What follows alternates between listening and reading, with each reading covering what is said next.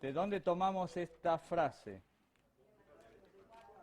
De Mateo 24, también de Lucas, también de Marcos, exacto. Allí aparece esta frase repetidamente: no pasará esta generación. Y una vez, estudiando esto, un hermano de iglesia me dice: Jesús falló, porque él les dijo que la venida ocurriría antes de que pasara esta generación, y la generación esa pasó y Jesús no vino. Entonces yo le dije, bueno, Dios, por amor a sus hijos,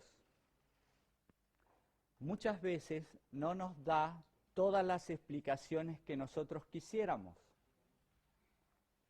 porque sabe y conoce los tiempos de una manera exacta y conoce nuestra ansiedad y nuestras características, y si Él nos dijera toda la verdad a personas que no están capacitadas para entenderla, su fe decaería. Jesús, por amor, no le dijo a los discípulos todo directamente. Aun cuando se refirió a su muerte, lo hacía de una manera tal que ellos no lograban entender exactamente si estaba hablando de manera literal o de manera simbólica. Mucho menos cuando dijo, ahí en el capítulo 23 de Mateo, destruid este templo y en 3 días lo levantaré. ¿Lo entendieron de manera simbólica o de manera literal? Literal. ¿Cómo va a destruir este templo? Pero él estaba hablando de su cuerpo. Los discípulos tampoco lo entendieron así. Cuando Mateo escribe esta interpretación, pero Jesús estaba hablando de su cuerpo, la escribe después, 30 años después. Que eso también tenemos que entender, ¿no? Las cosas están escritas como que hubieran ocurrido en ese tiempo, pero en realidad el escritor las escribió después que ocurrieron los acontecimientos, ya sabiendo el final. Y cuando comienza el capítulo 24, dice que Jesús salió del templo y se iba, y se acercaron sus discípulos para mostrarle los edificios del templo, y respondiendo él les dijo, ¿veis todo esto? De cierto os digo que no quedará aquí piedra sobre piedra que no sea derribada. ¿Qué era lo que los discípulos le estaban mostrando a Jesús? Le estaban diciendo, mira qué lindo templo. Estaban en el templo y lo estaban viendo. ¿Por qué los discípulos tenían que decirle, mira qué lindo templo? ¿Te gusta este templo? Porque en la mente de los discípulos, el templo era la morada del Mesías, y ellos estaban reconociendo que él era el Mesías y que iba a vivir ¿dónde? En el templo. Lo que los discípulos le estaban diciendo a Jesús es, ¿te gusta el palacio donde vas a vivir? Y no en la cueva donde vives o debajo de los árboles donde hemos tenido que dormir tantas veces caminando de aquí para allá. Se acerca el tiempo porque Jesús ya había entrado arriba de un pollino, de un asno, en la ciudad, y había sido proclamado rey. Entonces los discípulos, con mente humana, estaban diciendo, ¡ja! Ahora sí, hemos pasado 3 años con Jesús y ahora nos estamos preparando para reinar aquí. Entonces cuando salen del templo le dice, ¿te gusta el palacete que vamos a tener dentro de poco? Qué bien que la vamos a pasar aquí. Y Jesús le dice, no, acá no. De esto no va a quedar nada. Nada, absolutamente nada. Y eso fue un shock, un golpe para los discípulos. Eso tendría que haberles hecho abrir los ojos, pero Dios a veces nos golpea y nosotros no abrimos los ojos porque estamos obnubilados, cerrado nuestra mente en una visión y no podemos ver a los costados. Y entonces Jesús le tiene que explicar mejor. Cuando ellos preguntan, en la mente de ellos estaban pensando, ¿qué es lo que va a pasar que va a destruir esto? ¿Y qué podría ser? la entronización de Dios manifestándose en su poder y gloria, podría hacer que el edificio se destruyera. Por eso ellos dicen,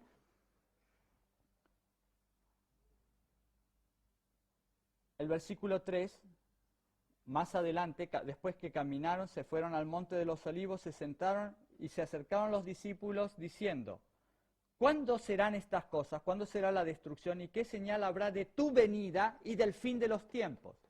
Ellos dijeron, lo único que puede destruir este templo es el fin de los tiempos.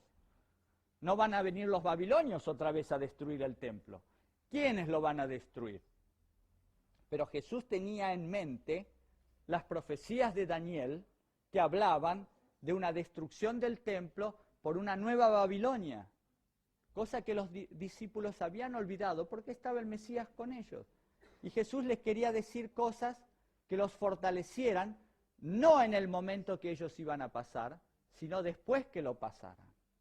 Porque el tiempo de angustia es un tiempo en el cual uno no se fortalece, sino que se debilita hasta lo último. Porque Dios necesita hijos que se debiliten totalmente, que queden sin ningún tipo de fuerza, nada de fuerza, porque cuando no tenemos fuerza, entonces no podemos recurrir a nosotros mismos. Cuando no tenemos fuerza, entonces recurrimos a Dios. Y es lo que Dios utiliza. Y Dios quería que pasaran por esa tribulación. Sabía que le iban a soportar, que iba a ser un momento de gran angustia, pero que iban a salir fortalecidos. Y lo mismo Dios sabe de nosotros. Persecución, angustia, hambre, desnudez. ¿Por qué? ¿Por qué? ¿Porque Dios nos quiere ver sufrir? No, porque eso es para nosotros. Bueno, ¿quién era? ¿Dónde está? Oh, no lo veo. José, el de las cámaras, ¿no está, no? ¿José? No. Está desayunando. Ya no creo que esté desayunando. José me decía anoche que cuando llegó, él está como en el cuarto piso, y cuando llegó usaba el ascensor, pero en un día estaba el ascensor ocupado, así que subió corriendo las escaleras, los 4 pisos, y dice, llegué. Entonces dije, qué mal estado físico que tengo. Voy a hacerlo todas las veces que tenga que subir a mi habitación, voy a subir y bajar a pie. Dice, y ahora subo corriendo y cuando llego todavía tengo aire, no me he cansado. Bueno, pero ¿qué le demostró a él que necesitaba ese ejercicio? La prueba, porque si él seguía subiendo con el ascensor, nunca se iba a dar cuenta de que su estado físico estaba tan deteriorado. Bueno, no tan deteriorado, pero un poco. Para subir 4 pisos ya se cansaba. Entonces, la prueba nos muestra nuestra condición. Mis hermanos, ¿por qué estamos aquí? Porque nos estamos preparando para una prueba. ¿Y por qué estamos angustiados por quienes no están aquí? Porque ellos no están preocupados por las pruebas que vendrán.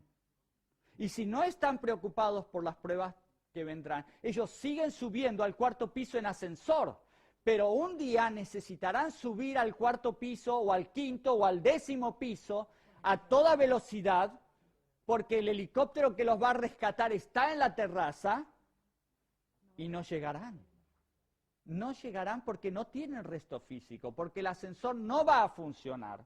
Porque en casos de emergencia los ascensores no funcionan, son clausurados, y entonces su físico estará preparado para subir 4 o 5 pisos, y si tienen que subir 14, se quedarán en el 7º, se quedarán, y sus cadáveres estarán ahí en el 7º piso, y ahí los encontrarán.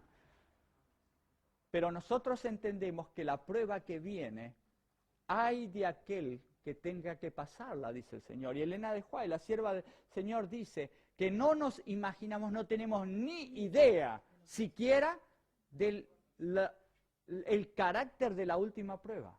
Que si lo tuviéramos idea de eso, estaríamos temblando y agonizando.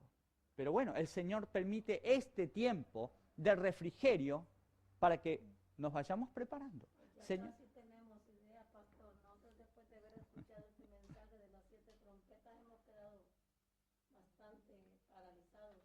Respondiendo Jesús les dijo, mirad que nadie os engañe. Estábamos hablando de ti, José. Dice un viejo refrán. Hablando de Roma, el burro se asoma. ¿Lo conocen? Estábamos hablando de la experiencia que me contaste ayer de subir los 4 pisos a pie, ¿no? Y cómo te habías dado cuenta de que tu estado físico no era el óptimo. ¿Qué tal andas hoy? Sí. Cuando empecé ya el día de ayer me di cuenta que subí corriendo los 4 pisos y casi ni me agité para llegar arriba y dije, oye, ¿esto qué está pasando? ¿Verdad? Ya no siento que son 4 pisos. En una ocasión el día de ayer subí hasta el 5º, me pasé. Mira, qué bien. Cuando me di cuenta, ya ni yo me lo creí. Ya estoy en el 5º, voy para abajo. Hermanos, podemos adaptarlo a la vida espiritual a esto. Eso quiere decir que antes, para llegar al 4º piso, José se cansaba. Entonces estaba deseando llegar al 4º piso y decía, ¿cuándo? Ya llegué. No perdía la cuenta. Ahora simplemente sube más de lo que tendría que haber subido. Y el cristiano que siente el deseo de las cosas espirituales sobrepasa los límites que otros han puesto como imposibles. Y eso es lo que Dios quiere, que sobrepasemos los límites, que la humanidad se fija. Hermanos, si otros nos ven a nosotros, ¿pensarán que somos buenos? ¿Han cometido ustedes algún asesinato? ¿Han insultado a sus vecinos? ¿Ha insultado a su vecino? Ok. Estoy hablando de ahora, no de últimamente, digamos, desde que nos estamos preparando.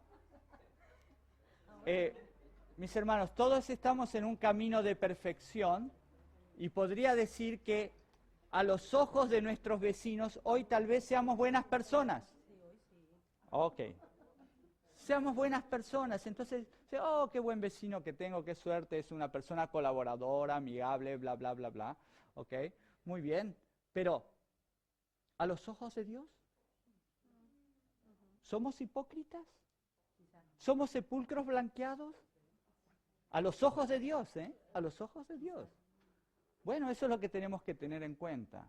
¿Cómo somos a los ojos de Dios, no a los ojos de la gente? A la gente la podemos engañar tranquilamente.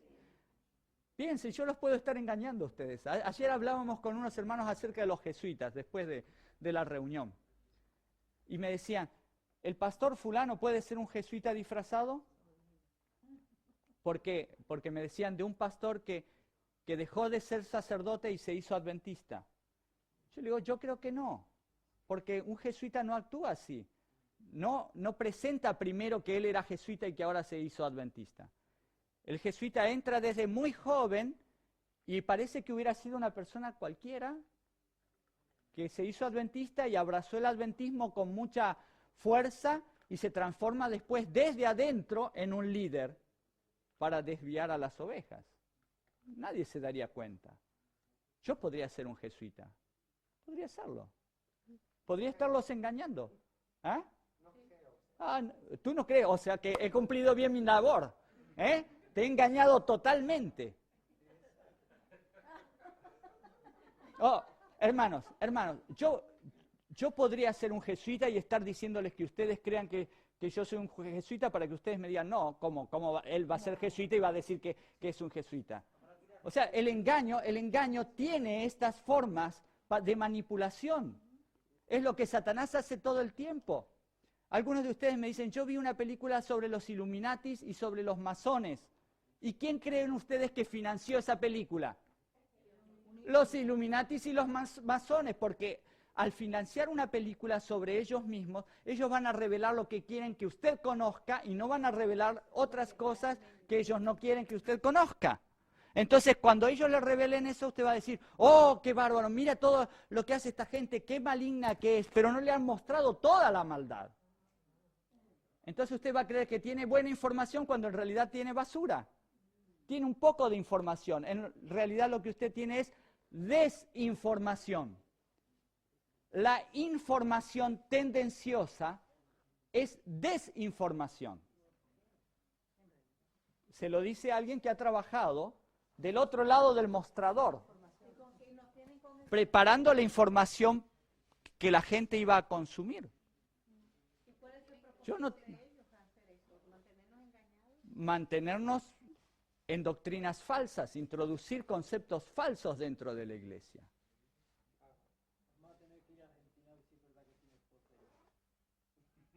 No necesito, bueno, te puedo mostrar las fotos que traje de mi familia. Podría ser falso también. No, sí se casan, sí, se casan y tienen hijos. Sí, tienen hijos, sí, perfectamente, sí. Sí, no puedes, con eso no puedes. No puedes.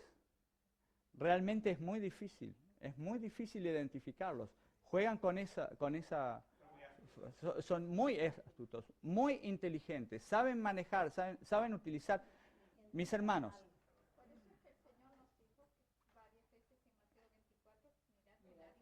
Bueno, ¿cómo saqué este tema? Porque leí el versículo 4. Mirad que nadie os engañe, que está relacionado íntimamente con el mensaje a la iglesia de la Odisea, porque la iglesia de la Odisea vive en un tiempo en el cual el engaño mayor del mundo es que tenemos muchísima luz y vivimos en la oscuridad. Ese es el engaño del tiempo final. Cuando a la gente se le hace creer que tiene una luz tan brillante que todas las otras luces de la antigüedad no se pueden comparar. Y lo que nosotros tenemos en realidad es acceso a la luz, mayor que cualquier otra persona de la antigüedad, porque tenemos sistemas informáticos que hacen que yo desde mi casa en el campo, a través de internet, pueda entrar en la biblioteca de Israel y constatar los originales. La hermana Natalia lo dijo, yo por internet miré los libros que tal vez nunca en su vida podría haber accedido hace 20 años, y mucho menos hace 2 siglos. O sea, lo que tenemos nosotros no es gran luz, tenemos un gran engaño, lo que tenemos es acceso a la luz. Pero eso es una cosa muy distinta. Pero a la gente se le dice, dentro de nuestra iglesia se dice, nuestra iglesia es la verdadera porque tiene gran luz. Entonces yo tomo a un hermano y le digo, venga hermano, venga conmigo y demuéstreme con la Biblia la luz que usted tiene, y no sabe por dónde empezar. Y le hago 5 preguntas y lo dejo patas para arriba. Entonces, ¿qué luz tenemos? Tenemos un gran engaño. Y el Señor dice, mirad que nadie os engañe, porque vendrán falsos cristos, diciendo, yo soy el Cristo. Y a muchos engañarán. ¿Y cómo identificamos al falso Cristo si no conocemos al verdadero? Miren, hermanos. A ver. Yo no conocía estos billetitos chiquititos, pero tan caros para mí, ¿no? Cada uno de estos, para conseguir un euro, yo necesito poner 4 pesos con 50 de los míos de allá. Todo a mí me parece carísimo. Bueno, depende de lo que compre cada uno, ¿no? No, un euro son 3.500 bolívares. Sí, bueno, pero ¿qué compra con 3.500 bolívares? Sí, compra 1 kilo de pan. No, más. Bueno. Ok. Les decía que cuando fui a comprar estos billetitos en la casa de cambio, me podrían haber dado cualquier papel pintado. Si yo no los conocía, nunca en mi vida los había visto, nada más que en fotos, pero nunca los había tocado. Confié en el banco de que lo que me estaba vendiendo era real. Ahora, cuando yo voy a pagar en el banco o en algún lugar, el que conoce el verdadero sabe si es verdadero o no. A los cajeros, a los empleados de banco, nunca les enseñan las falsificaciones. ¿Saben por qué nunca les enseñan las falsificaciones? Porque las falsificaciones son muchísimas. Son cambiantes. Se parecen al verdadero, pero son cambiantes. ¿Qué le enseñan al cajero del banco? El verdadero, cuando él reconoce el verdadero, el que no es verdadero necesariamente es falso. Entonces el trabajo es mucho más simple. Busquemos al verdadero y todo lo otro que venga por añadidura será falso, lo que nos quiere engañar. Y entonces después dice, desde el versículo 6, que oiremos de guerras y rumores de guerra, mirad que no os turbéis, porque es necesario que todo esto acontezca, pero aún no es el fin, porque se levantará nación contra nación, reino contra reino, habrá pestes, hambres, terremotos en diferentes lugares. Yo les pregunto, ¿hay pestes, hay hambres, hay terremotos en diferentes lugares? Lo hubo siempre. Lo hubo siempre. Ah, está bien ese agregado, está bien ese agregado, como ahora no. ¿Sabes lo que pensaba mi abuelo? En 1914, mi familia conoció el Evangelio. Cuando era la Primera Guerra Mundial y se estaba levantando nación contra nación y reino contra reino. Y había pestes, las guerras producen pestes. Y había hambre, y las guerras producen hambre. Y adivine qué decían ellos. Nunca hubo una guerra como esta. Y es la verdad. Se llamó la Gran Guerra para terminar con todas las guerras, porque nunca jamás en la historia de la humanidad había habido una guerra como esa. Y entonces los predicadores adventistas decían, estamos entrando en el Armagedón. Estamos comenzando la etapa final de la historia, 1914. ¿Cuántos años han pasado? 93 años. ¿Vino Jesús? Pero sirvió esas señales para que mis abuelos se hicieran adventistas. Pero Jesús no vino. Y Jesús nos dijo, ocurrirán estas cosas, pero solamente es el principio de los dolores. Porque Él sabía que iban a pasar más de 2000 años, o 2000 años por lo menos desde aquel tiempo.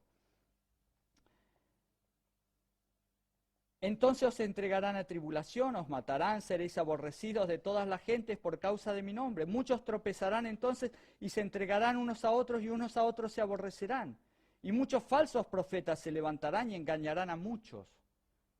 Dentro del pueblo de Dios y fuera del pueblo de Dios. ¿No se han levantado falsos profetas dentro de la iglesia adventista desde la época de Elena de White hasta ahora? ¿Y han engañado a muchos? Okay. Por haberse multiplicado la maldad, el amor de muchos se enfriará. También está ocurriendo. Y ustedes dirán, nunca como ahora. Pero hay algo que marca la diferencia, y no es esto. Lo vamos a ver dentro de un rato. Mas el que persevere hasta el fin, éste será salvo. ¿Cuál es la palabra clave de este versículo? Fin. Perseverancia. Y la palabra perseverancia está íntimamente ligada con Apocalipsis cuando dice, aquí está la paciencia. Paciencia y perseverancia es la misma palabra. Son sinónimos. Paciencia para esperar y perseverancia para seguir en el camino, aunque no veamos el final. Pero hoy, hermanos, vemos el final. Yo estoy de acuerdo con usted, hermano. Yo estoy de acuerdo con todos aquellos que piensan que hoy el tiempo es especial, porque ahora hay otras cosas que antes no había. Y que, como dije al principio de mis conferencias, el martes y el miércoles, nosotros tenemos una estructura científica en materia de comunicación, desarrollos tecnológicos que están tratando de cambiar la mente humana sin que la persona lo sepa. Hasta ahora, Satanás solamente había hecho experimentos. No podía cambiar la mente humana a nivel mundial en un solo golpe, no lo podía hacer, no tenía los medios. Él solamente hizo experimentos en grupos pequeños. ¿Saben cuáles fueron los primeros experimentos que hizo Satanás? A través de las grandes reuniones espirituales paganas, ¿no? Para adorar a los dioses, utilizaba el ritmo de los tambores, ¿no? Que iban increciendo, o sea, subiendo en ritmo y en potencia, ¿no? Iba alterando el ritmo cardíaco de las personas. Eso es lo que hacen los tambores, ¿no? O sea, al aumentar el ritmo, tocados de determinada manera, aceleran el ritmo cardíaco y producen en la gente una alteración mental, un trance. O sea, esa fue la primera experiencia que hizo Satanás para poner en trance a la gente. Y cuando alguien entra en trance, su cerebro queda desconectado de la realidad. ¿Y quién se introduce? Él. La técnica del yoga es eso mismo, pero llevado a un acto voluntario. O sea, lo que estábamos viendo se producía no por un acto voluntario, sino involuntario, a raíz de los tambores, del sonido. Pero el yoga enseña lo mismo, pero voluntariamente. Yo utilizo una técnica para bajar mi nivel de conciencia y entrar en un trance. ¿Qué es lo que Satanás quiere? Entrar en la mente que ha quedado libre de pensamientos. Lo mismo lo logra a través del hipnotismo. Y ha desarrollado hoy técnicas de hipnotismo mundial. ¿Saben cuáles son los eventos mejor utilizados para penetrar la mente de las personas? Los espectáculos masivos de gran atracción mundial. ¿Vieron esos espectáculos donde todo el mundo está contemplando en el televisor la final de la Copa del Mundo, el sepelio de Juan Pablo II o de Diana de Inglaterra o alguna festividad, alguna cosa, no sé, donde hay miles de millones de personas mirando el televisor al mismo momento, porque está transmitido en vivo, al mismo momento? Entonces, los comunicadores sociales introducen allí sus mensajes subliminales con gran velocidad. ¡Wow!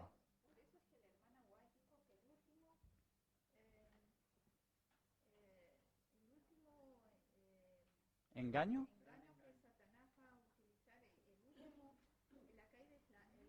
El hipnotismo. Exacto, exacto. El control de la mente por la mente. Exacto, hermano. Exacto, exacto. Por eso hoy vemos que estamos en el tiempo del fin, porque Satanás en las generaciones anteriores nunca lo había podido lograr. Tal vez entre los antediluvianos sí, y por eso fueron destruidos de la forma en que fueron destruidos. Pero hasta ahora Dios había frenado el avance científico. El plan de Dios es tan magistral, tan maravilloso cuando lo entendemos. La unidad idiomática Dios la permitió hasta la Torre de Babel, porque Él quería presentar, mostrar la evidencia para las generaciones futuras de lo que hace un pueblo unido detrás de lo que dije la vez pasada, una idea, un propósito, un idioma y un líder religioso y político. Eso era Nimrod. De ahí surgieron todas las religiones falsas, paganas, Nimrod, Semiramis, Tamuz, ¿no? Cuando eso se probó en la historia, quedó registrado en la palabra de Dios para que lo conociéramos nosotros y no cayéramos en el mismo error cuando viéramos que se vuelven a repetir las mismas circunstancias. Nunca en la historia de la humanidad, desde la Torre de Babel hasta hoy, se logró que el mundo entero estuviera unido detrás de un idioma, un propósito, una religión, un solo líder. No se logró, pero ahora se está logrando. Mi hermano, hay señales evidentísimas de que nosotros hemos entrado en la fase final, última y muy corta de acontecimientos muy rápidos que no estamos capacitados para entender.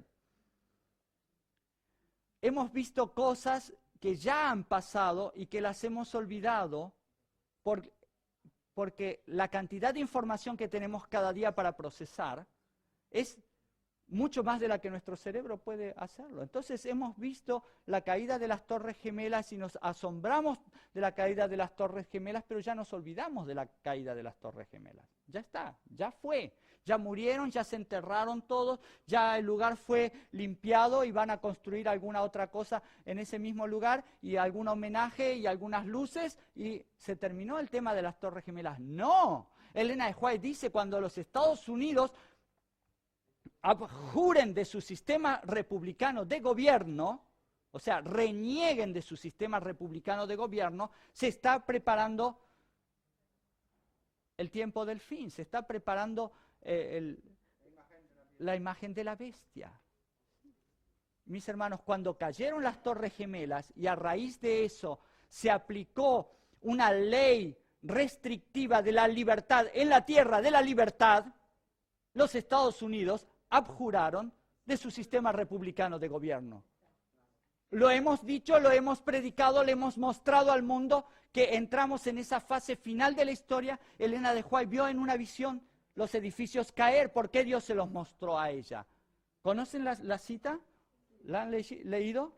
Sí, ok, está ahí en Eventos de los Últimos Días.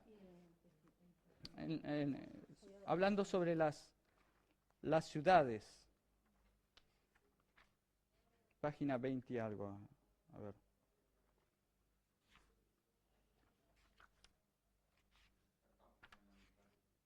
Ahora estamos en la guerra de los cerebros. Sí. 112. A ver, espere un momentito.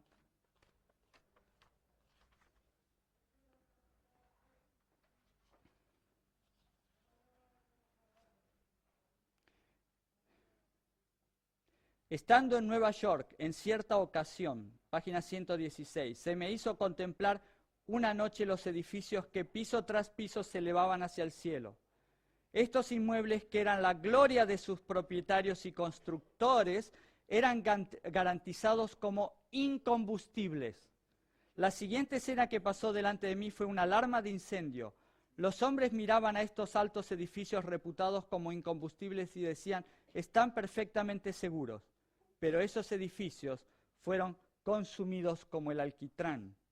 Las bombas contra incendio no pudieron impedir su destrucción. Los bomberos no podían hacer funcionar las bombas. ¿Vieron la película ayer? Los que vieron las películas, ¿no? ¿Es esto lo que estaba describiendo Elena de White? Ok, hermanos. No por nada el Señor nos dejó advertencias y nosotros hemos cerrado los ojos. No recuerdo haber visto, no sé la Review and Herald en inglés, pero en español el tema se ignoró. ¿O no sacaron la revista? ¿No sacaron la revista cuando pasó? ¿No sacaron la revista? Sí, pero no como, o sea, como un evento del terrorismo internacional. O sea, lo que sacaron en la revista es la versión del gobierno de los Estados Unidos. ¿Ok? Pero no esta versión, no este llamado de alarma a un pueblo que debe ser despertado. El segundo evento, bueno, antes de eso ya habíamos leído la carta Dies Domini de Juan Pablo II, que también es un llamado de alerta y que también la ignoramos. Y después de eso la muerte de Juan Pablo II. Mis hermanos, vimos por el sepelio de este hombre, cuando presidentes, ministros, reyes vinieron a rendirle homenaje. Pero ¿qué presidentes nos llamaron la atención? A quienes estudiamos las profecías. ¿Qué presidentes nos llamaron la atención? ¿Que estuvieran los presidentes de los países católicos? ¿Los reyes de los países católicos? No. Que estuvieran los representantes de todas las religiones y que estuvieran los presidentes de Estados Unidos. Nunca en la historia, jamás, un presidente de Estados Unidos había ido al sepelio de ningún papa. Y nunca habían sido. 4 en vez de 1. Jimmy Carter, Bill Clinton, Bush padre y Bush hijo. Todos los presidentes de Estados Unidos que estaban vivos en ese momento. Mayor homenaje que ese, en una nación que en 1966, cuando Pablo VI tenía que dar una conferencia, dirigirse la palabra a las naciones en el edificio de las Naciones Unidas que está en Nueva York. Se armó un revuelo porque no le querían dar la visa de entrada a los Estados Unidos. Dijeron, no tenemos relaciones con el Vaticano. No lo queremos en Estados Unidos. Hubo una gran pelea y solamente se le dio una visa limitada por 2 días para que entrara a los Estados Unidos, hablara en el edificio de las Naciones Unidas y cuando terminara de hablar lo escoltaban al avión y se iba. 1966. 40 años después, todos los presidentes de Estados Unidos estaban rindiéndole, inclinándose delante. En el tiempo de Clinton, en el 98, cuando se reanudaron las relaciones. Ya en el tiempo de Bush se habían reanudado. Se habían... Exacto, y él es un bautista, supuestamente. Pero antes de Clinton ya se había empezado a arreglar. En la época de Reagan. En la época de Reagan. Estados Unidos y el Vaticano se unieron para derrocar al comunismo. Mis hermanos, seguimos con los ojos ciegos. Acá en Mateo capítulo 24 dice, nadie nos engañe, abran los ojos para no ser engañados, y nosotros seguimos con los ojos cerrados. Pero bueno, todo esto es demasiada introducción para que todavía no llegué a lo que tenía que llegar. Será predicado este evangelio del reino en todo el mundo para testimonio a todas las naciones, y entonces vendrá el fin. Versículo muy leído, aprendido casi de memoria y no entendido. Y no entendido. La mayoría de la gente a la que le digo, ¿me puede repetir de memoria Mateo 24:14? Oh sí, adventistas, ¿no? Oh sí, será predicado el evangelio en todo el mundo por testimonio a todas las naciones y entonces vendrá el fin. ¿Lo dije bien? No. No. Será predicado este evangelio del reino por testimonio. Será predicado este evangelio del reino. ¿De qué reino? ¿De qué venía hablando Jesús con los discípulos? ¿Qué le preguntaron los discípulos a Jesús? ¿Cuáles señales habrá de la venida de tu reino? Y Jesús les dice, cuando vean todas estas cosas, entonces el mundo se estremecerá y el mundo preguntará, ¿qué está pasando? ¿Cuál es la respuesta? El reino se ha acercado. Cuando sea predicado el evangelio del reino, no el evangelio común ni silvestre, o sea, ¿cuántos evangelios hay en la Biblia? No, hay buenas noticias, pero Jesús le dice, vayan y prediquen en todas las ciudades el evangelio. Y cuando está hablando de ese evangelio, está hablando del evangelio de la venida primera del Mesías, de la venida de la liberación. Después de la resurrección dice, vayan y prediquen el evangelio. ¿Este evangelio de qué? De la resurrección. Y dice, cuando vean los eventos, la gente preguntará y entonces será predicado este evangelio del reino, venidero. Por testimonio y para testimonio. Algunas Biblias dicen para testimonio y otras dicen por testimonio. Porque son las dos cosas. Para testimonio es para testimoniarle a otros del conocimiento que nosotros tenemos de lo que está ocurriendo. Y por testimonio es porque nuestra vida tiene que ser un testimonio vivo. Y acá viene el versículo 15. Por tanto, cuando veáis en el lugar santo la abominación desoladora de que habló el profeta Daniel, el que le entienda, entonces los que estén en Judea huyan a los montes, y el que esté en la azotea no descienda para tomar algo de su casa, y empieza a explicarle lo que iba a ocurrir en un cumplimiento doble. En esa generación y en la última generación que iba a participar de las mismas circunstancias o de las circunstancias que ahí describe de desastres naturales, etcétera, etcétera, etcétera. Dice, cuando llegue el tiempo, esta generación no pasará, le dice a los discípulos, antes de que vean la destrucción del templo. Pero en segundo cumplimiento, habrá una generación en el futuro, que no se lo dijo, o sea, no fue claro para los discípulos, es claro para nosotros ahora, ¿no? Los discípulos pensaron que todo terminaba en su generación, pero lo que Jesús les estaba diciendo es, en un futuro habrá una generación que pasará por estas circunstancias, y cuando esas circunstancias acontezcan, esa generación no va a pasar. Todo terminará en el término de esa generación. Nuestros pioneros también pensaron que la generación de ellos no iba a pasar en 1844, porque creían que los acontecimientos del fin ya estaban allí manifestándose. Pero les faltaban algunas cosas. Todavía la degradación moral de los tiempos de Guillermo Miller no tenían ni comparación con la de Sodoma y Gomorra y con la de los antediluvianos, y menos con la que tenemos nosotros ahora. Que ese también es un punto de inflexión.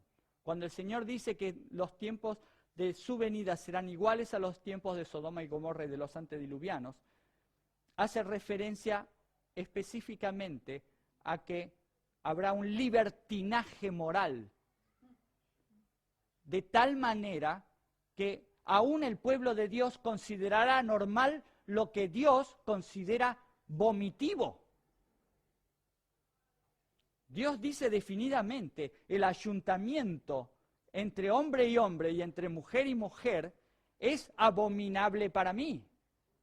Es una abominación de tal forma que destruía sociedades anteriores y las seguiré destruyendo cuando lleguen a transformarse eso en una costumbre en la sociedad. Pastor, para colaborar con lo que usted está diciendo, hay iglesias de homosexuales, ¿cómo digo? Lesbianas. Sí. ¿Y cómo interpretan esos versículos? Y el pastor de la conferencia general ha ido a los congresos de ellos a predicarles.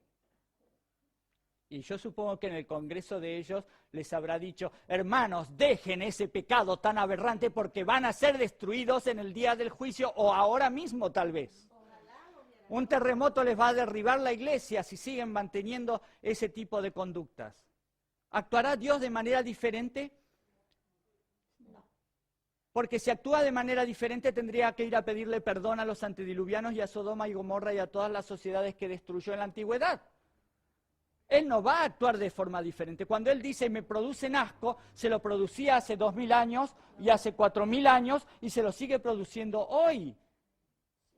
Es más, hoy es tanto más aberrante porque es tan masivo que aún los niños en sus cámaras ocultas pueden tener acceso a toda esa pornografía y a toda esa inmoralidad. O sea, la mente de un niño que es influenciada con toda esa basura, luego es tan difícil de limpiar, hermanos, es tan difícil de sacar. Solo el poder de Dios a través de su Espíritu puede hacer esa obra. Es tan difícil, eso queda marcado allí en el subconsciente, en el inconsciente y en el consciente, queda marcado ahí como una impresión indeleble. Ayer a la tarde, como a las 3 de la tarde, el esposo de Patricia me llevó al castillo. El castillo es una construcción redonda que hay arriba de la montaña. Es hermosa, pero si hubiera ido solo, no me hubiera dado cuenta de algunas cosas. En las paredes, eso fue una prisión, ¿no? Nunca se utilizó como castillo, se utilizó más como prisión y tiene, desde el año 1250 está construido. En las paredes, los prisioneros grababan sus nombres. Y ahí por la caligrafía uno se da cuenta de qué época es. Hubo prisioneros franceses, hubo prisioneros de distintas épocas, y ahí están grabadas, y tienen 200, 300 años, y ahí está grabado el nombre de los prisioneros que estuvieron ahí, que seguramente murieron también allí. De la misma manera, todos estos mensajes se graban en esas mentes blandas de los niños y luego no se pueden sacar y Satanás lo sabe. Y por eso el Señor dice, cuando a mis pequeños le estén haciendo estas cosas, a los adultos se los podré tolerar un poquito más de tiempo, pero cuando esté la degradación moral llegando a mis pequeños y mis pequeños estén matando, estén cometiendo actos inmorales, en medio de la violencia, la desobediencia a los padres, y bueno, ¿qué? ¿Tengo que describirles la sociedad en la cual vivimos? ¿Viven en una cueva? Entonces, sí. Somos al tiempo que la gente dice que el bien es mal, que el mal es bien. Exacto. Y no tenemos orientación. Exacto. Exacto. Entonces, mis hermanos, nosotros pertenecemos a esa última generación que se va a encontrar cara a cara con Jesús. Y es necesario que entendamos lo que pasó en Jerusalén en la destrucción del templo. He estudiado este tema en profundidad para ver qué había pasado desde que el general romano Galio se retiró en la fiesta de los tabernáculos. De repente vino una orden de Roma que se tenía que retirar. Y él se retiró con su ejército cuando ya estaban preparándose para el asalto final y la destrucción de Jerusalén. Adentro estaban todos pertrechados para el último enfrentamiento. Estaban debilitados por el sitio que los habían sometido, pero estaban aguerridos. Creían que Dios los iba a liberar. Los rebeldes, o sea, no los cristianos. Los cristianos estaban a la expectativa, porque sabían que había una señal, ¿no? Que cuando los ejércitos rodearan la ciudad, ellos tenían que salir, pero están los ejércitos. ¿Cuándo vamos a salir? Algo va a pasar, porque ellos estaban esperando el cumplimiento de la palabra de Jesús. Ahora, fíjense lo que ocurrió. El ejército se retira repentinamente y todos dicen, Dios obró un milagro. Sale el ejército judío a perseguir al ejército romano y solamente atacan la retaguardia y vuelven con algunos estandartes, haciendo creer que le habían ganado a todo el ejército, cuando en realidad habían atropellado, habían combatido con un pequeño grupo que había quedado al final. Ahora, ¿por qué el general romano tiene que retirarse? ¿Fue un milagro de Dios? Bueno, obviamente Dios siempre está detrás de todo, pero hay una razón.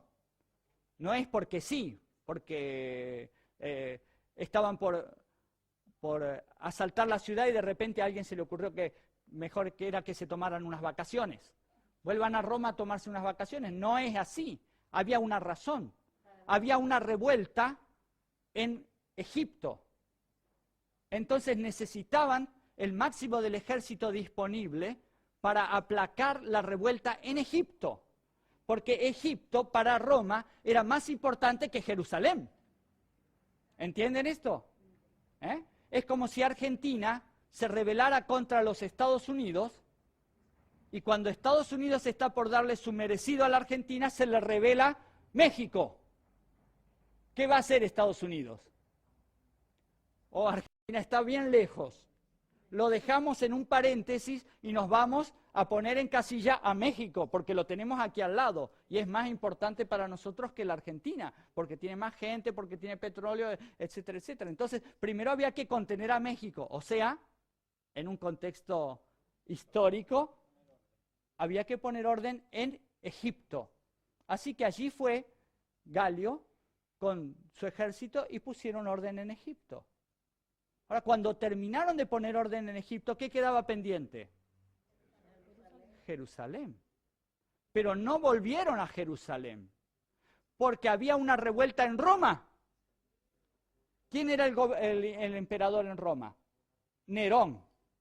Y ya estaban hartos de Nerón. Entonces lo querían sacar. Y había revueltas internas de facciones del ejército que querían poner a un general de ellos como futuro emperador después que lo derrocaron a Nerón. Así que Aecio Galio, en vez de volver a terminar la tarea en Jerusalén, tuvo que ir a Roma a apoyar a sus amigos para que pusieran un emperador del bando de ellos. Hubo 4 emperadores en esos 4 años, porque lo derrocaron a Nerón y pusieron a otro que se llamaba Otón, a otro que se llamaba Vitelio, y así fueron poniendo hasta que finalmente quedó Vespasiano en el año 69.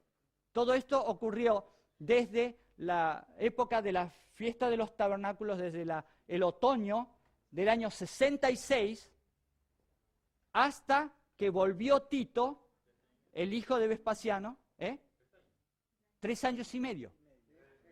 Vamos a hacer esto. Estamos en septiembre-octubre, ¿ok? Septiembre-octubre, la fiesta de las cabañas del año 66. Cuando vuelve Tito, Tito era el hijo de Vespasiano, un general también. Entonces Vespasiano, una vez que él accedió al poder en el año 69, pero todavía la cosa no estaba lo suficientemente consolidada como para preocuparse por los judíos. Cuando consolidó su poder y ya no tenía nadie que le hiciera problemas, entonces dijo, ¿qué asunto nos queda pendiente? Jerusalén. Entonces mandó a su hijo, Tito, para que tomara el control de Jerusalén y completara lo que Galio no había podido hacer. Entonces, entre marzo y abril, que era la fecha, ¿por qué pongo 2 meses? Porque el calendario judío no coincide con el calendario romano, ¿no? Están corridas las fechas, o sea, no empiezan el mismo día los calendarios, por eso es que pongo entre 2 meses. Entre marzo y abril, que es la primavera, llega Tito en el año 70. 3 años y medio, pero en realidad no fueron 3 años y medio, exactamente.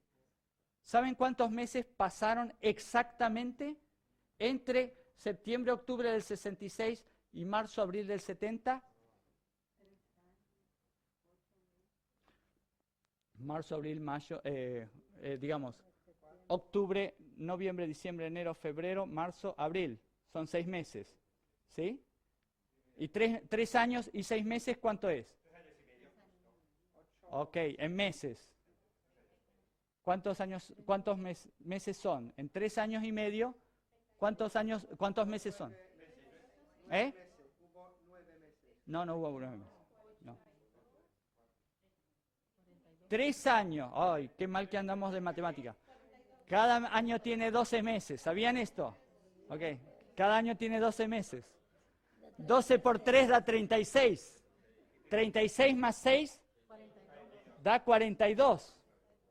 Pero el año 68 fue un año con con 13 meses.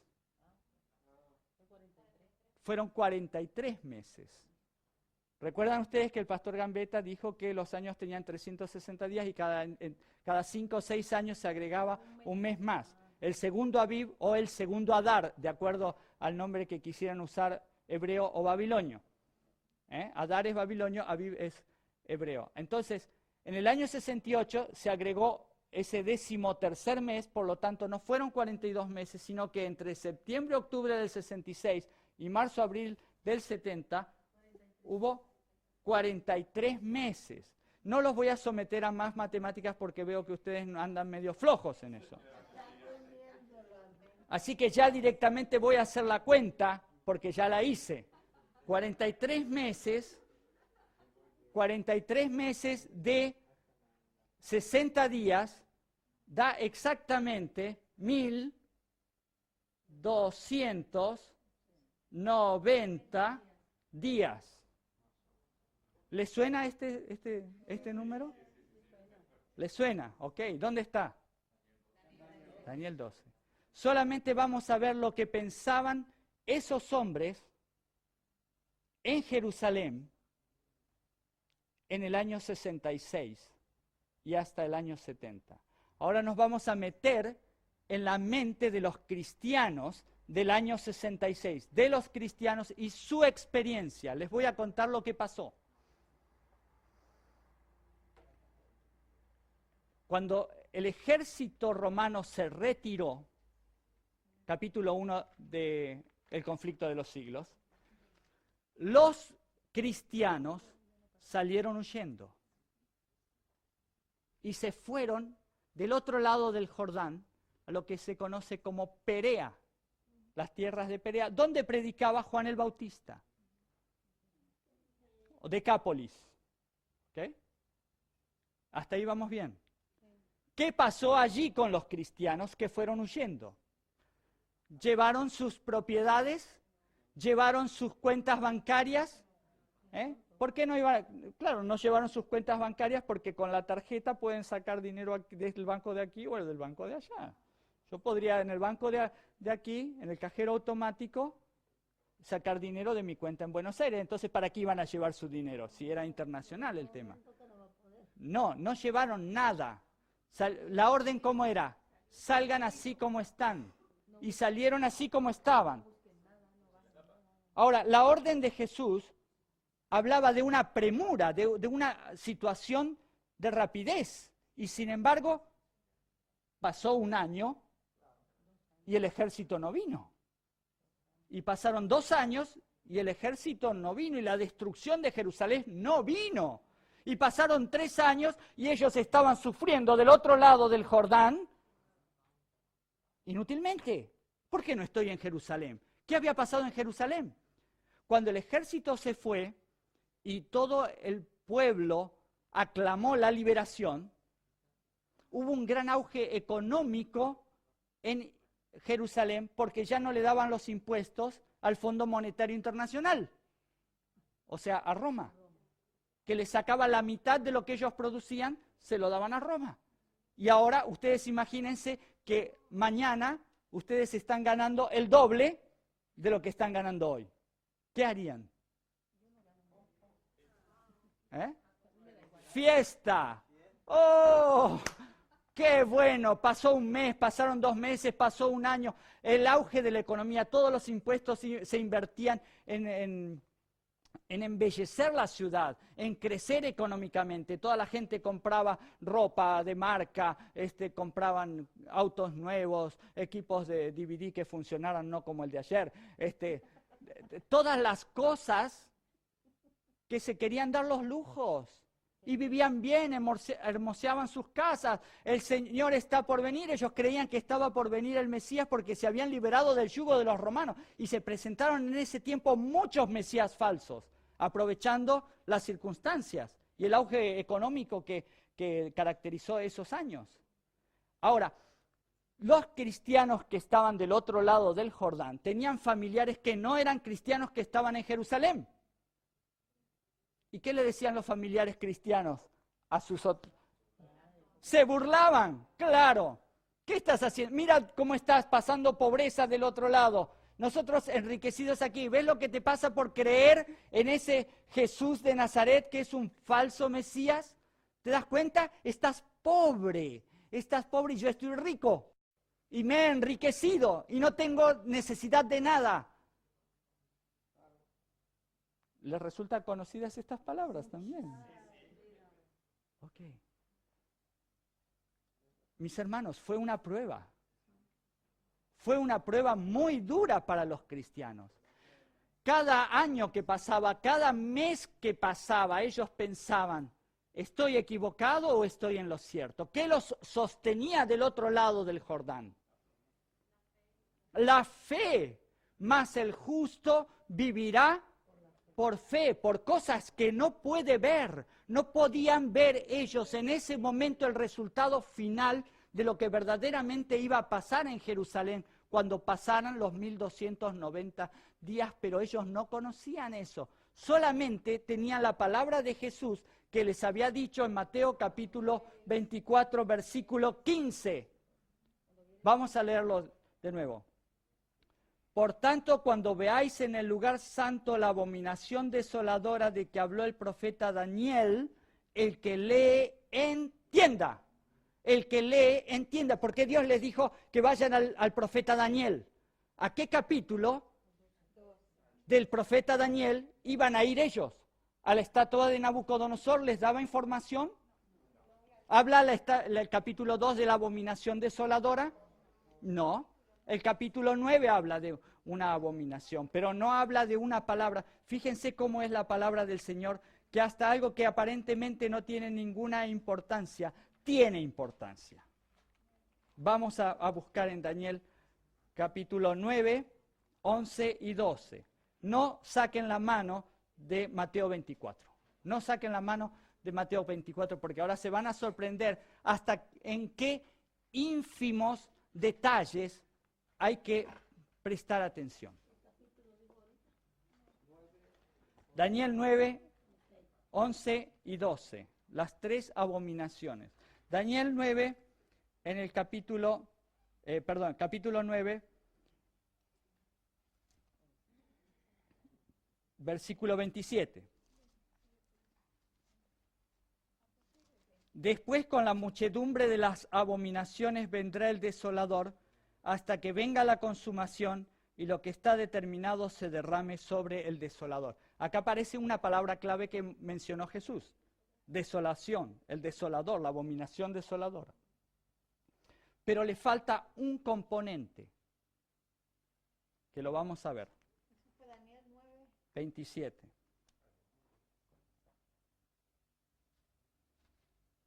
En el Daniel 11, 31. Daniel 11, 31. Y se levantarán de su parte tropas que profanarán el santuario y la fortaleza y quitarán el continuo sacrificio. Ustedes saben que la palabra sacrificio no aparece en el original. Quitarán el continuo y pondrán la abominación desoladora. Es el segundo versículo donde aparece la abominación desoladora. Y Jesús les dice: la abominación desoladora de que habló el profeta Daniel. Y ahora tenemos dos abominaciones desoladoras. ¿De cuál estaba hablando? Ellos no lo sabían, pero había otra clave en el versículo 15 de Mateo 24. Ahora vamos a leer en el capítulo 12. Dice el versículo 11. Daniel 12, 11. Y desde el tiempo que se ha quitado el continuo hasta la abominación desoladora y puesta en su lugar la abominación desoladora, dice otras traducciones, habrá 1290 días. Acá hay una tercera abominación. Pero ¿cuál es la palabra clave que les he dicho 3 veces que se encuentra en Mateo 24? El que lee, entienda.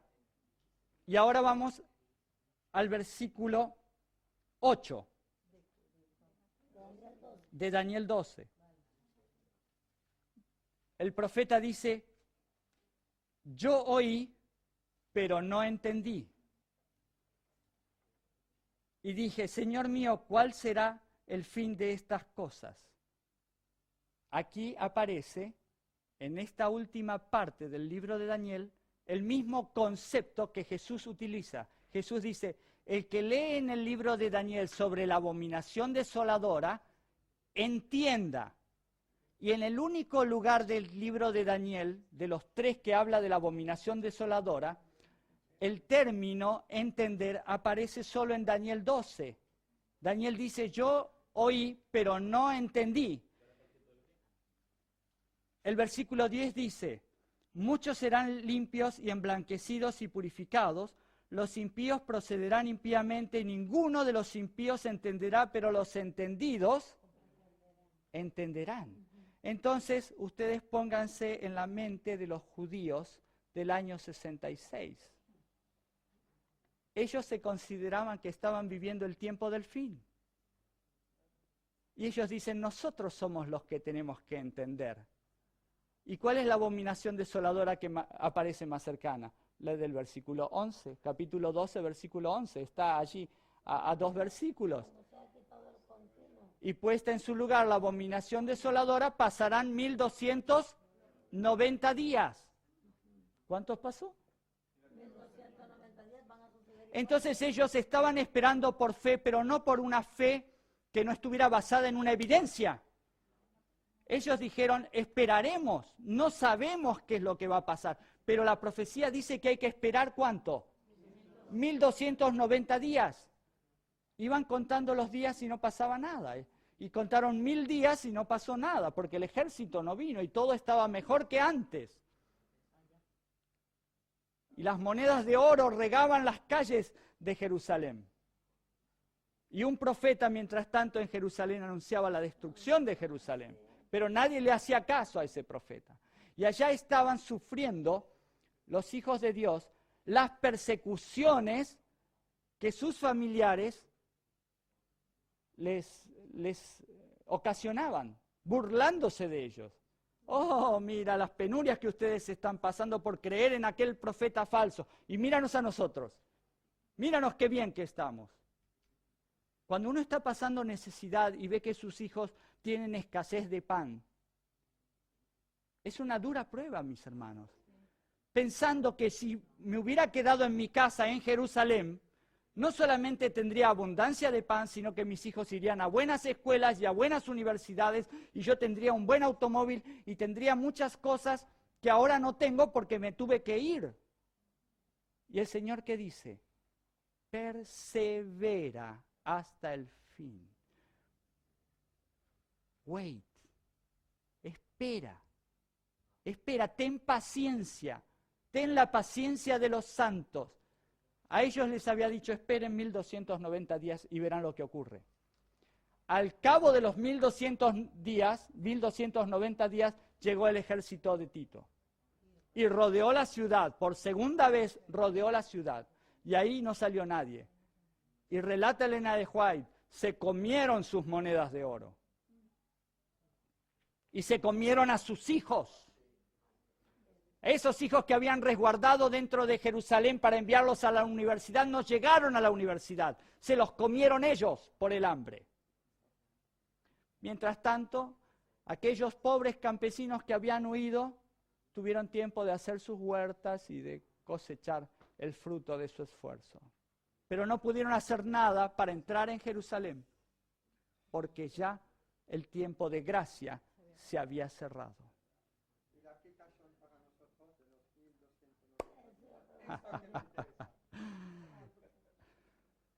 Siempre les digo a mis hermanos cuando predico esto en Buenos Aires, vengan a la próxima reunión. Bueno, vengan el año que viene. Mis hermanos, ustedes son personas inteligentes.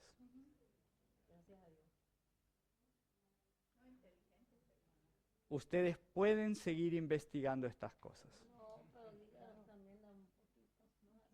Lo único que le voy a decir es lo siguiente. Cuando hablamos que los eventos del tiempo del fin serán rápidos, nosotros pensamos en un corto espacio de tiempo. Como los primeros cristianos pensaron que ellos salían de Jerusalén y algo tremendo iba a ocurrir al poco tiempo, a la semana, a los 15 días, un mes. No esperaban más tiempo que eso. Porque el mensaje era de premura, salgan así como estén, váyanse así como estén. Porque Dios quería que no se llevaran las cosas materiales, porque Él quería someterlos a una prueba de limpieza espiritual, de pobreza. Ahora, como adventistas nosotros decimos lo siguiente. Y muchas veces creemos que el espacio desde la aplicación de la ley dominical, la persecución, la finalización del tiempo de gracia, todo eso se reducirá a un corto tiempo. 6 meses, 8 meses, 9 meses, tal vez un año. Eso es lo que en general cree el mundo adventista. Y si Dios nos está dando una advertencia de que en realidad tendremos que esperar más tiempo que eso y las pruebas van a ser más largas que eso, hay que estar preparado. Es como si nosotros todos estuviéramos inscriptos en una clase de natación. Y la prueba final es aguantar la respiración debajo del agua. Pero no nos han dicho cuánto tiempo tenemos que aguantar la respiración debajo del agua. Se corrió la voz entre los alumnos que podría ser 30 segundos o 1 minuto, lo cual con cierto esfuerzo se puede lograr. Tal vez como mucho 1 minuto y medio. Entonces todos nos preparamos para aguantar la respiración 1 minuto. Los que gustan hacer un esfuerzo más, como el hermano José, se van hasta el 5º piso, ¿no? Y se preparan para seguir subiendo 1 minuto y medio de aguantar la respiración. Ahora llega el día del examen y el profesor dice, ¿están preparados? ¡Sí! Levantan la mano todos, ¡estamos preparados! ¿Ok? Métanse debajo del agua 3 minutos y medio. Ok. ¿Qué ha pasado? ¿Qué va a pasar? No estás preparado. Pero el Señor te advirtió. Prepárate, no vuelvas a entrar a Jerusalén hasta que no pasen por lo menos 1290 días. Y dice, bienaventurado el que espere y llegue a 1335 días. Cuando llegaron los 1335 días no importó ya porque ya estaba destruida Jerusalén. Pastor, ¿me permite algo? Yo he oído que cuando se refiere a que se quite el continuo es la costumbre de guardar el mandamiento del sábado cuando se ponga el decreto dominical. Pero yo escuché y tengo algunos divididos del pastor Gambetta sobre la predicación de los 1335 días. Dice, no recuerdo la cita, 7 eventos o del conflicto de los siglos, donde dice que cuando se ponga el decreto dominical, ¿verdad? Sí. Cuando se ponga en eventos de los últimos días aparece. aparece. Desde el decreto hasta el día de la liberación hay 1335 días. Y se sacó la cuenta que viene siendo como 3 años, 8 meses, 15 días. Entonces digo, ¿será cuando se quite el continuo es cuando se ponga la ley dominical, pero después viene el decreto de pena de muerte? Yo no tengo tiempo ni estoy preparado hoy para hacer toda una exposición sobre ese tema. Hermana, el pastor Gambetta está allá atrás. Tiene que venir a predicar, así que usted puede charlarlo con él luego. Ok. Lo único que quiero decirles es que los eventos del tiempo del fin caen a nuestro alrededor y nosotros no le prestamos atención. En la página 25 de eventos de los últimos días dice así. Una escena muy impresionante pasó ante mí en visiones nocturnas, dice Elena de White. Tuve la sensación de que despertaba del sueño en un lugar que no era mi casa. Desde las ventanas veía una terrible conflagración. Grandes bolas de fuego caían sobre las casas y de ellas salían dardos encendidos que volaban en todas direcciones. Era imposible apagar los incendios que se producían y muchos lugares estaban siendo destruidos. El terror de la gente era indescriptible. Desperté después de cierto tiempo y descubrí que estaba en mi hogar. ¿Cuál es el hogar de ustedes? Hay muchos españoles aquí, ¿verdad? Mi hogar está allá. ¿Alcanzan a leer lo que dice aquí arriba? Bolas de fuego cruzaron el cielo de España y hubo alarma. Los expertos estiman que podría tratarse de la desintegración de un meteorito. Varios fragmentos cayeron a tierra y causaron focos de incendio. Lunes 5 de enero del año 2004. Cayeron en Lugo, en Pontevedra, en Palencia, en Teruel, en Castellón, en Las Baleares, en Valencia, en Albacete y en Madrid. ¿Sabían? Sí, porque yo vivo en Valencia. Exacto. ¿Se acuerda cuando cayeron? El Señor va preparando el camino para que sus hijos tengan los ojos abiertos. Sus hijos siguen en tinieblas, voluntariamente. Es hora de despertar, es hora de prepararnos. Hay muchos secretos en la palabra de Dios que tenemos que descubrir para no caer en los engaños del enemigo. No pasará esta generación, mis hermanos, porque ya hemos empezado a ver los eventos finales. Estados Unidos dejó de ser la tierra de la libertad. Estados Unidos se ha inclinado delante de la bestia del otro lado del abismo. ¿Cuántas cosas necesitamos? Benedicto dijo hace poco de la necesidad de guardar el domingo. Ya por cuarta vez lo viene diciendo. Cuando el Papa habla, no habla nada más que porque quiera hablar, especialmente Benedicto XV, que era el líder de los jesuitas, Benedicto XVI, que era el líder de los jesuitas.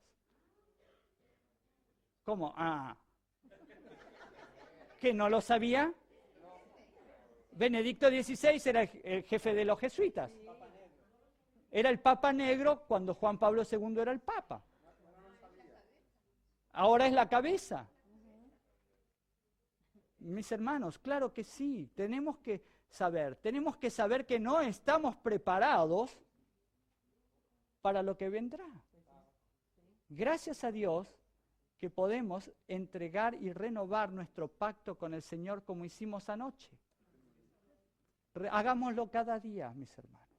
Y que el Señor los bendiga antes de que el pastor Gambetta me mate por haberle ocupado todo este tiempo. Pido perdón, empezamos re tarde, Hugo. Yo estaba a las 9:30, pero no había nadie, así que fui al baño, me bañé, me cambié, de todo. Diga.